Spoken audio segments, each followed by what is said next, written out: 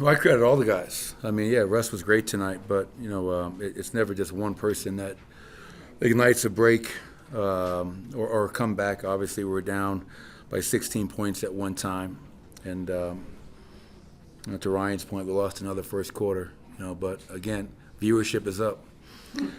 But yeah, I mean, Russ is 29, 6 and 6, and Nikola Jokic. I mean, that's one of the most complete games I've seen him play. The 23, 20, 16. But he had 8 deflections, 2 steals, 2 blocks. He was our defensive player of the game. I thought he was outstanding. CB, 4 of 8 from 3, shooting the ball with no hesitation, great confidence.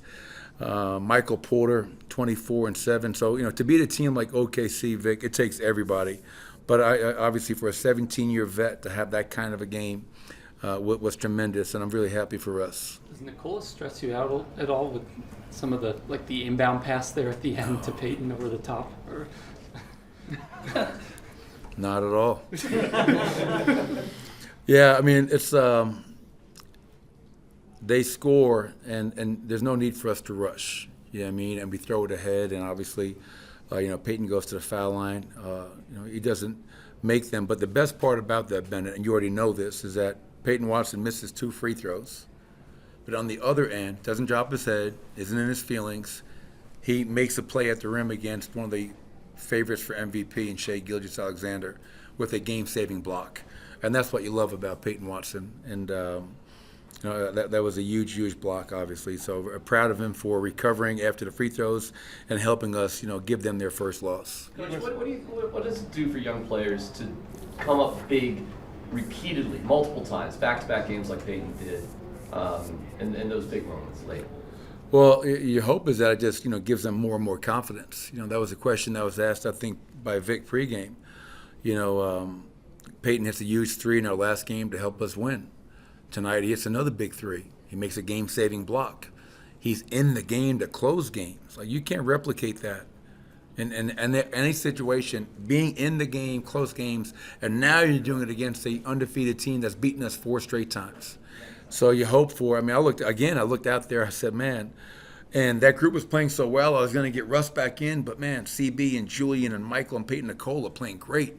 They got us a lead, and then you get Russ back in late, but. You just hope it builds some character and some confidence. You had 9 fast break points at half, and you had 10 in the third quarter. And it seemed like when you guys pushed the pace on them, that sped up their offense as well. Was that a big part of what you saw as the turnaround in the third quarter? Yeah, it was something that we stressed. If you can't play the number 1 defense in the NBA in the half court, it's just a losing proposition. They're too good. Obviously, I think in that first quarter, our turnovers were out of control. We had 18 for 23 in the game. That's an area that we have to clean up. But I felt, that was a message at halftime again, like, fellas, we have to get out and run against them.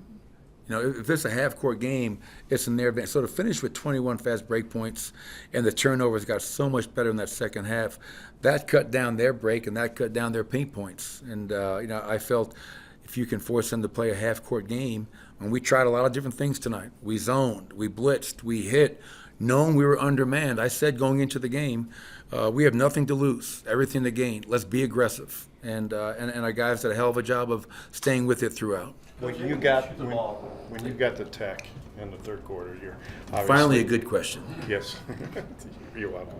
You're obviously making the case for Joker, but are you also looking for a spark, or is that just happenstance? No, I think it's a combination. Yeah, I mean, I'd say 95% of my texts are, have a plan behind it. And so, to your point, I feel like Nicola's getting beat up, and I got to fight. I mean, everything Nicola's done for this city, this team, this franchise, me, my family, I'm going to fight for that guy, and anybody else in our team. But it's also like, hey, man, I don't know what we were down at that point, but whatever the run is from that tech after, we got back in the game. And so you're hoping to kind of light a fire under a guy. Hey, let's keep fighting. We're not going to just kind of go gently into the good night. Let's fight and stay around and see what happens. And that's been a common theme. That's one thing. I'm not proud of the fact we haven't won the first quarter. I'm proud of the fact, though, we don't get down and we don't quit. We stay with it. And that's the sign of a champion, in my opinion. Coach, you didn't necessarily shoot the ball poorly, but does it go into your head when they're missing a couple of layups or gimmies here and there, and you guys are keeping it close, that it might be just one of those nights where if y'all make enough plays down the stretch, they're allowing you know, you guys to stay in the game instead of running away, like maybe they have in other games? Yeah, I don't know. You know, they're a good team. They're not going to go away. You know, they're going to stay with it. We had a couple of great possessions, and I told our players at halftime, I said, fellas, we don't have a margin of error tonight. Now, we got 2 key guys out, so we can't allow Shea to go coast to coast like he did in the second quarter. We can't allow Shea to drive away from the double team. We can't play great defense for 22 seconds and give him an offensive rebound for an easy putback. I think they had 18 second chance points. But, you know, yeah, you can say it wasn't their night, but that second half, man, I thought our defense, we were flying around, covering for each other, and it wasn't always right, but we had a fly-around mentality and played with great multiple effort. Can you make a case that Jokic's defense is a lot better than advertised, particularly in that second half? He made Shea dribble the ball off his foot, got a turnover, he was double teaming on every play. He was just going all out. Well, yeah, I mean, for me, I can't speak for anybody else, but I've been with him for 10 years now. And for anybody to say that Nikola Jokic is not a good defender, I would question their basketball intelligence, and I would question how much film they're really watching. Because you don't have to be athletic guy blocking shots and pinning them on the glass to be a good defender.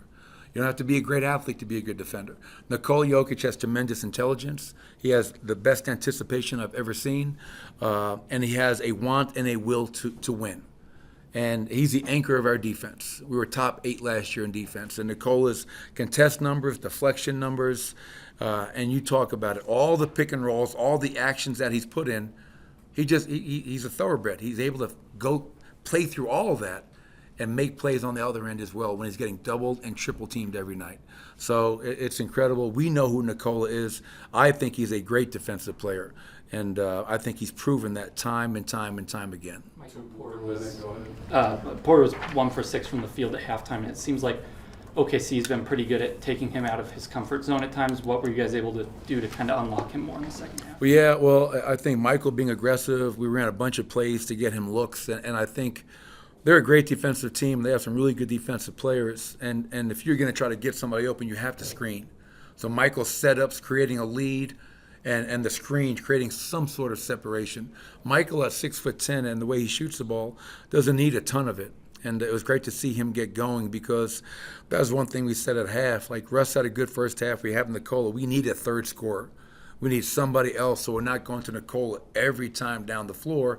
And Michael answered the bell. CB answered the bell. And I thought Julian had a couple of big plays. Again, 9 points, 6 assists, and 5 rebounds for Julian Strawther off the bench are great numbers for a kid who's still a rookie. Michael, I think there was a stretch in the third quarter where Russ scored or assisted on 15 straight points for you guys, and there was moments where he was just pointing at people, kind of showing them where to go and what to do. Is he ahead of where you thought he might be 8 games in that regard? Yeah, well, I think he's been incredible for us. You know, you look at the offensive productivity tonight. I think defensively he's been a rock star. I mean, and what I love about Russell Westbrook, you know, 17-year vet, you know, leopards don't change their spots, but he is trying so hard to be, like, disciplined. He's trying to do the things we're asking him to do. And I appreciate that so much, because at 17 years in, a lot of times you are who you are, but he cares, man. He is so invested in this team and what he's bringing to this team, and he's so hard on himself. But, like, I love the fact I can coach a guy like Russell Westbrook any day, because he is a competitor and he's a tough dude, and I want him in my foxhole.